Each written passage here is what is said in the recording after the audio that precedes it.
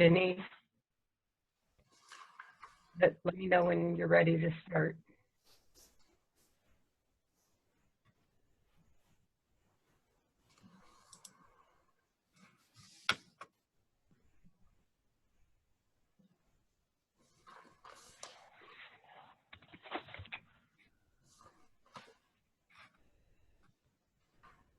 Why don't you go ahead and start, Sue? All right. Welcome, everyone, to our first telemedicine to inform primary care practice during Sars-cov, or TIPPS, ECHO for September 21st, 2020. The work for this ECHO is supported through supplemental funding to a geriatric workforce enhancement program grant through HRSA. This ECHO will run through April 2021. The format for today's ECHO will start with introductions, followed by a didactic session, which will then be followed by an interactive case presentation and discussion between frontline providers, yourselves, and our expert panel. Our GWEP is housed at Northeast Ohio Medical University in Ridgetown, Ohio, and it's a collaboration with numerous academic, healthcare, and community provider institutions. My name is Sue Hazlett, and I'll be your facilitator for this ECHO. The TIPPS ECHO has two purposes. The first is to teach how to use telehealth to assess and intervene with older adults and those with specific chronic illnesses that increase the risk for poor COVID-19 outcomes. Number two is to provide opportunities for monthly teleconsults for attendees via our interprofessional team. The title of today's ECHO is Giving Care Through the Window During COVID. Before we begin, as I said, we'll start with introductions. First, let's start with our core faculty for the TIPPS ECHO. Margie, do you want to start?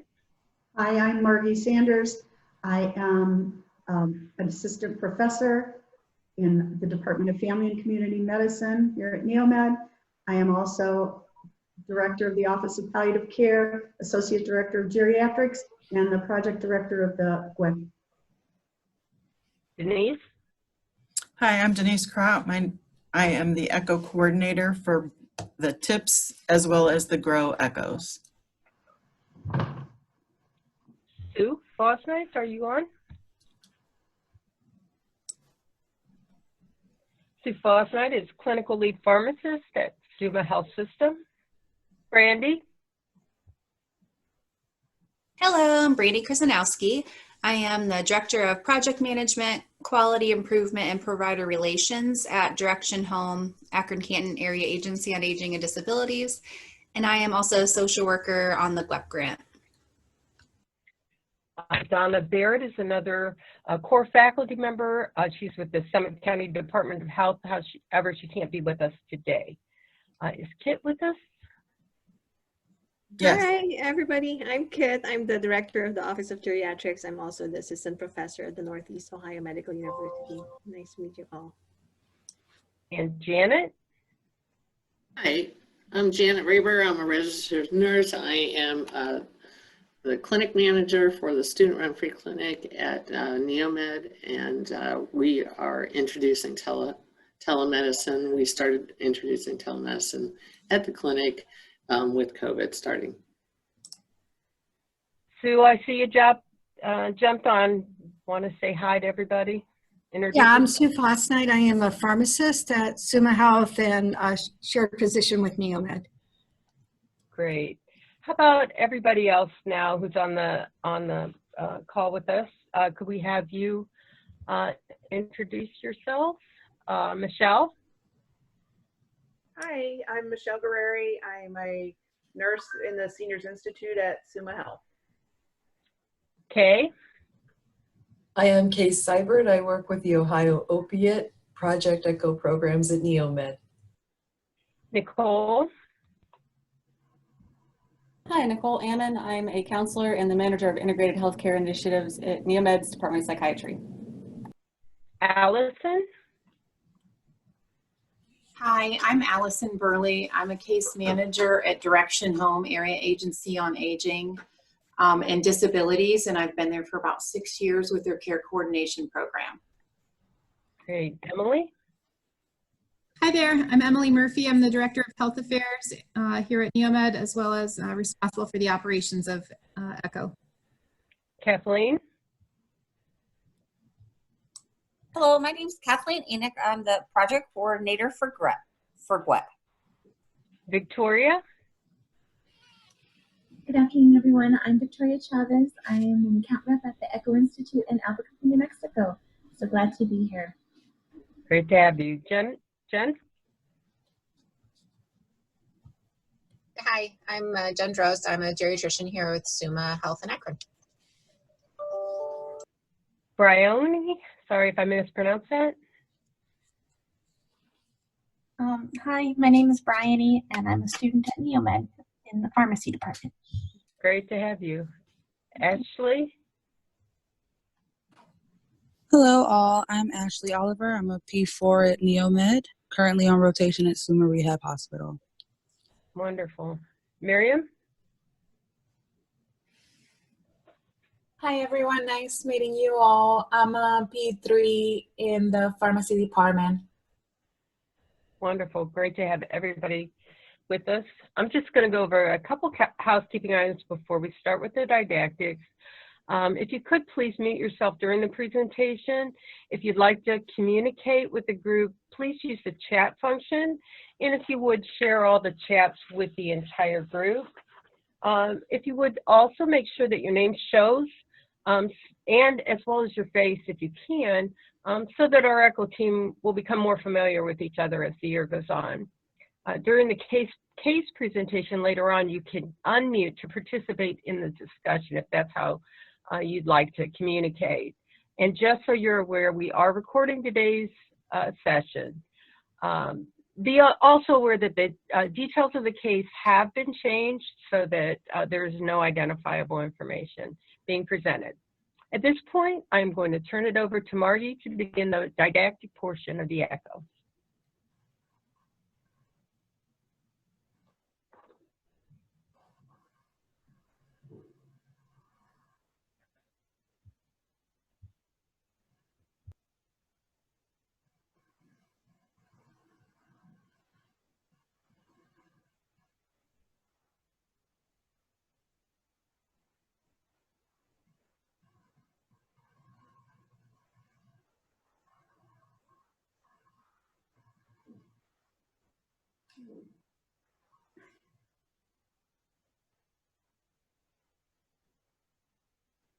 Well, good afternoon.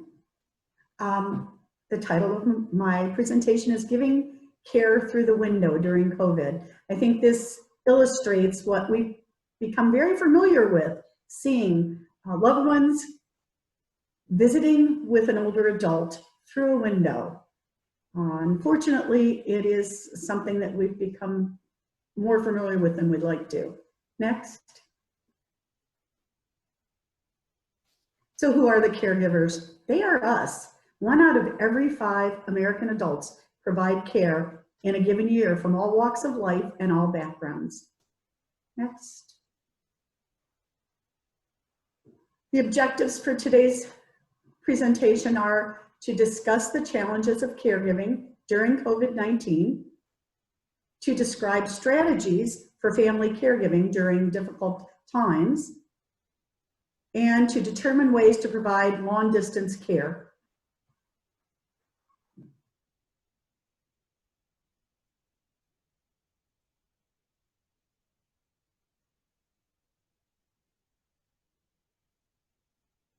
Next. So to understand the impact of caregiving, I want to provide you with a little bit of background on caregiving in America today.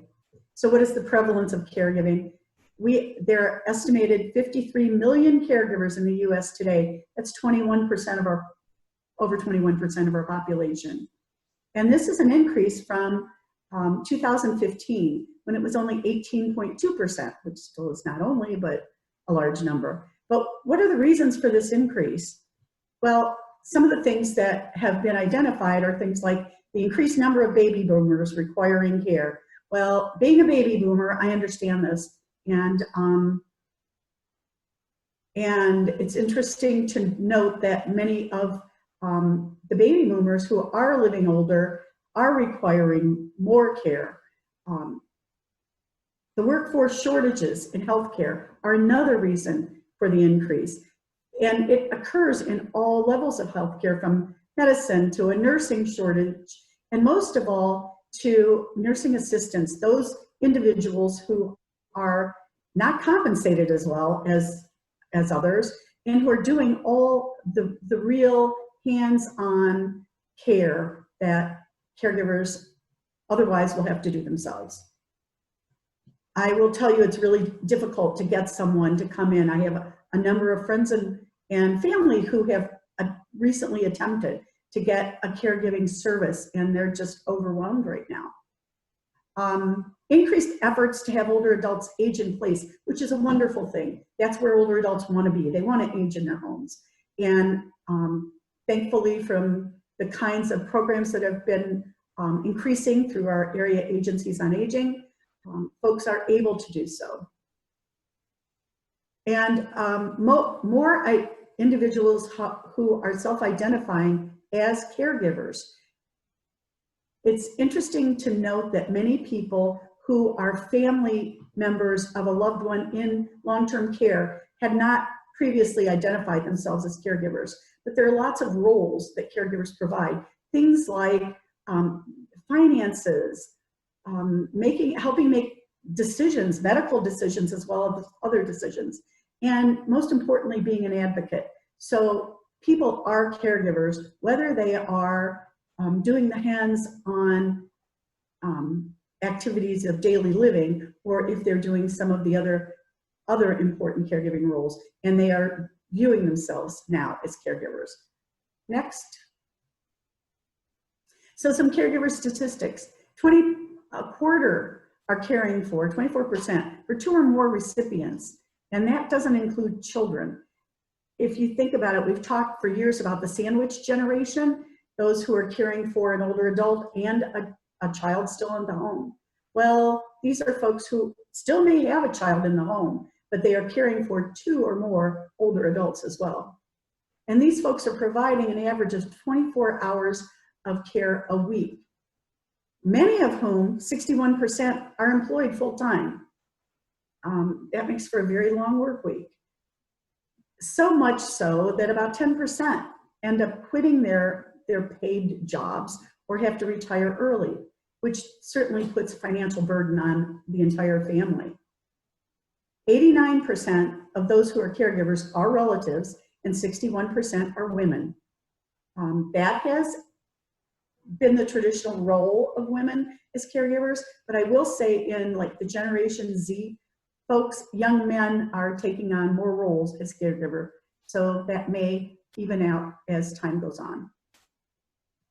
1 in 5 caregivers report high financial strain, and that would be obvious if they're working and having to take days off that are not paid, and also results in about 21% reporting their own health as fair to poor. Next. So what are some of the challenges during COVID? Older adults are at risk of increased risk of severe illness or death. Compared to people under 30 years old, 65 to 74-year-olds are 5 times more likely to be hospitalized. 75 to 84-year-olds are 8 times more likely to be hospitalized, and 85-year-olds plus are 13 times more likely to be hospitalized. Their pre-existing health conditions certainly are put people at a greater risk, which we've heard about in the news regularly, but things like heart, lung, liver, or kidney disease, diabetes, hypertension, any immunological impairments, particularly those folks who have had cancer, are at higher risk. And with adult day centers closed or operating at limited capacities, and the availability of respite care and outside activities reduced, COVID-19 is causing significant additional stress for family caregivers. Social isolation, and that's all types, excuse me.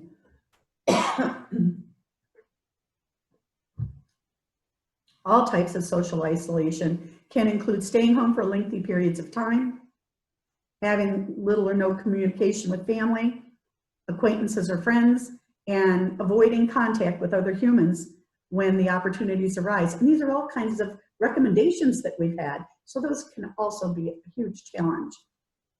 And social isolation is certainly a risk factor and may contribute to poorer overall cognitive performance and poorer executive functioning, faster cognitive decline, more negative and depressive cognition, and heightened sensitivity to social threats.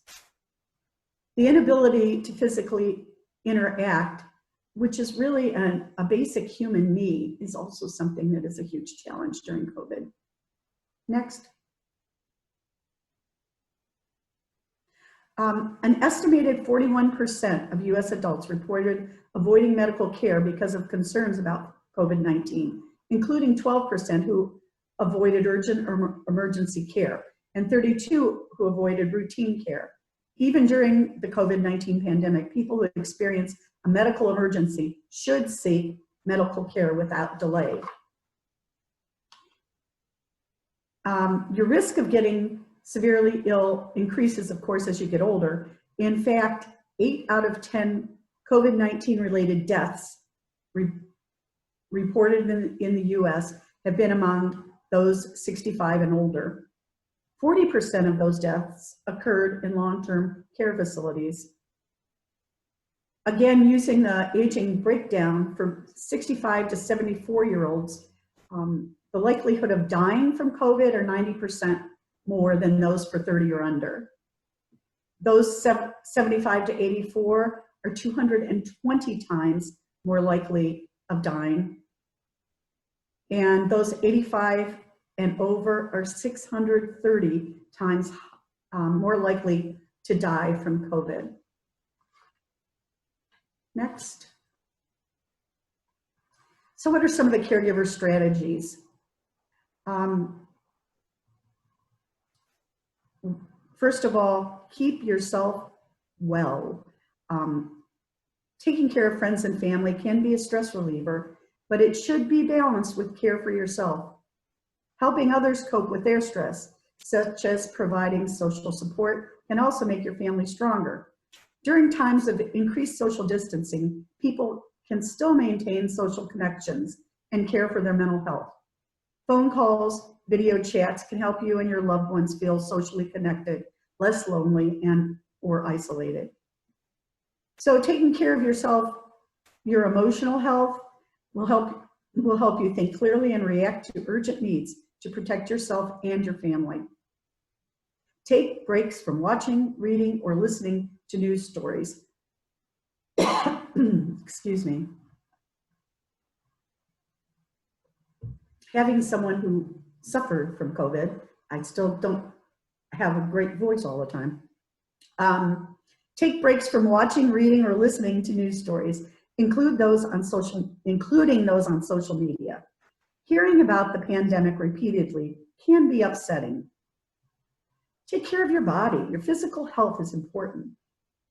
Simple things, taking deep breaths, stretching, or meditation. Try to eat healthy and well-balanced meals, exercise regularly, get plenty of sleep, and avoid excess alcohol or drug use. Take time to unwind. Try to do some other activities that you enjoy. Connect with others. Talk with people you trust about your concerns and how you're feeling. It's important to have a confidant. Caregiving can be very, very stressful, and you need someone to talk through with these things.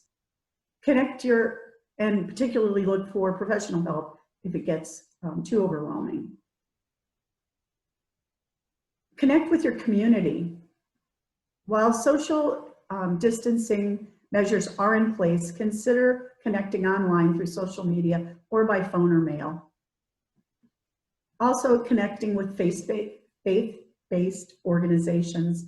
Although many faith-based organizations are still not open for regular services, many of them have online services, and many also are doing things like drive-through services. My own faith-based community is doing that right now, and getting a great response from them. Next, practice distancing but not social isolation. One important way to lower the risk of your older family member catching COVID-19 is to limit in-person visits. But this may be tough for older adults who cherish time spent with friends and family members, particularly with grandchildren.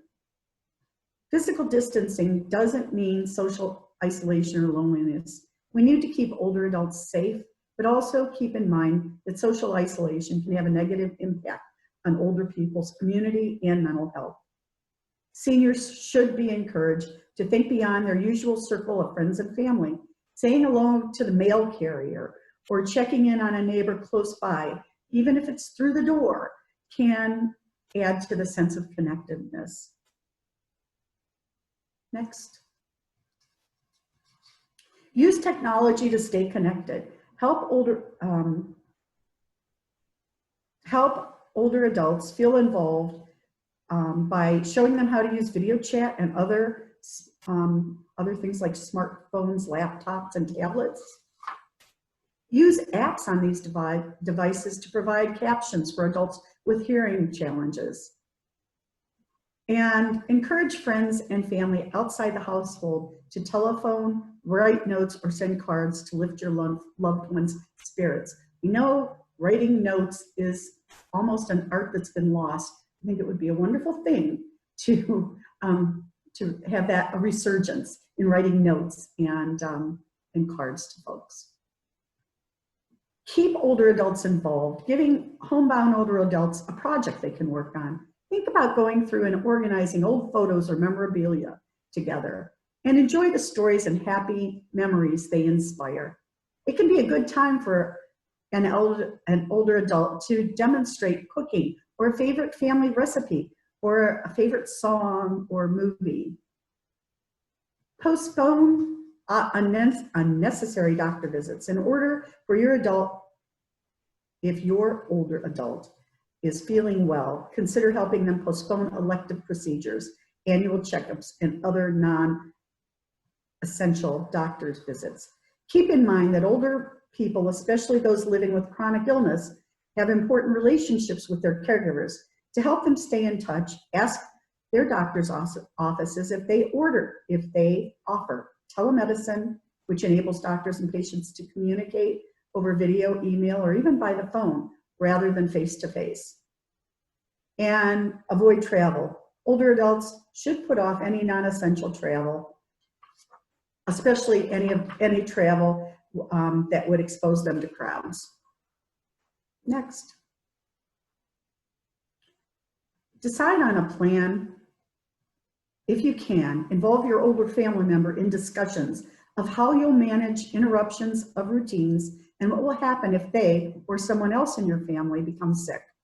Talking things through ahead of time as a family can reduce stress and help everyone feel more involved and prepared.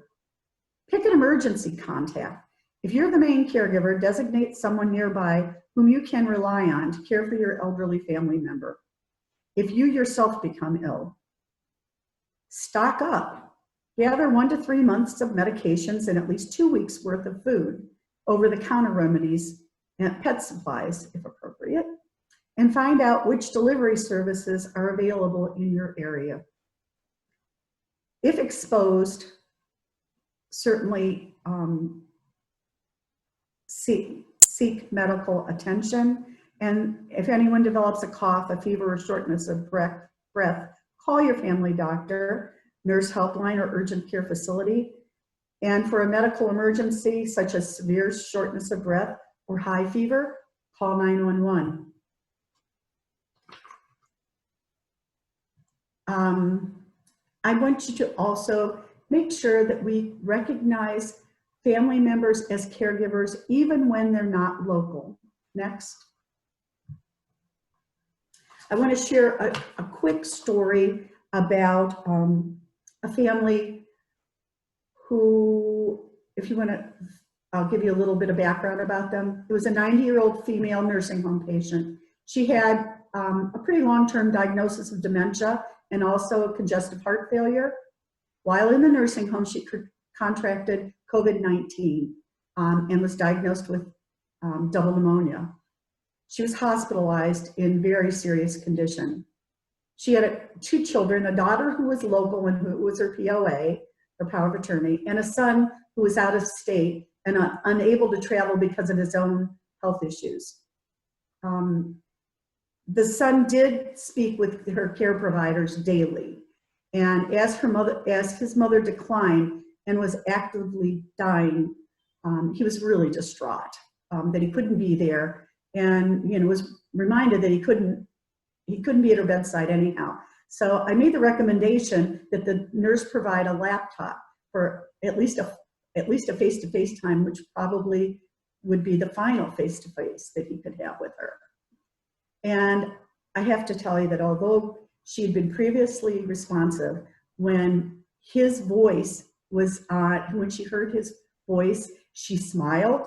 I had also recommended that he talk about stories of his childhood with her and anything that was a loving memory to please, relay that. And then finally, next slide, please. The 4 things that matter most, described by Dr. Ira Byack, a very famous hospice physician. And those final things to say: please forgive me, I forgive you, thank you, and I love you. And he felt connected at the end of his mother's life. And I have to tell you, he called me that evening. She had passed, and he was so appreciative of the fact that those recommendations were made to him. So even at the very final ends of caregiving, you can feel connected, and I think it's our responsibility to help make those connections for everyone. Thank you. And here are my resources and questions. All right, thanks, Margie. I've seen no questions pop up in the